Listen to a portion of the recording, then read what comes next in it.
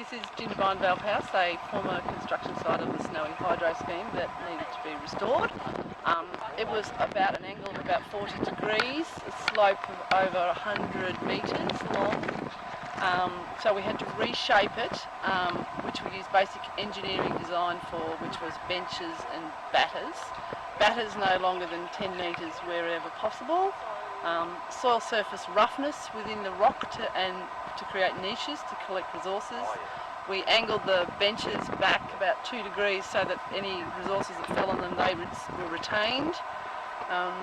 We created a lot of compost to plant the plants in that we were going to use. So every planting hole is either hand dug or if excavated if possible. And then we put in a handful of pre-wet water crystals, about 10 litres of compost and about 25 grams of slow-release organic fertiliser. We use colonising species of the area, which this is a montane area in the Snowy Mountains, which is dominated by Eucalyptus viminalis, Eucalyptus rubida, Acacia delbata, Acacia melanoxylum, Grevillea lanigerum, Lomandra longifolia. And then what we do is tend to put 3 plants in every hole because of the resources, so you get an upper story, a middle story and a lower story plant. There tends to be a bit of competition. Sometimes you'll get the 3 plants survive, sometimes you'll just get the 1, but what it does is it creates a whole variability across the whole site as far as what you've got in your structure, and I'm really hoping that that's what leads us to a natural structure in the end.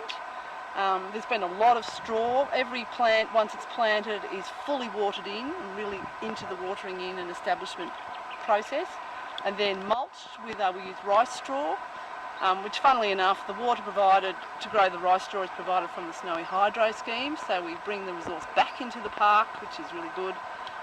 We use any sorts of wood chip we can find to put on the slopes and the benches.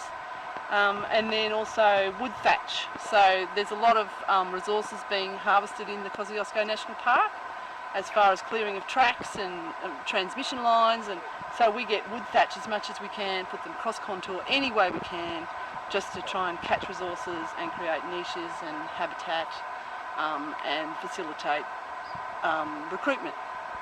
And that's pretty much the process.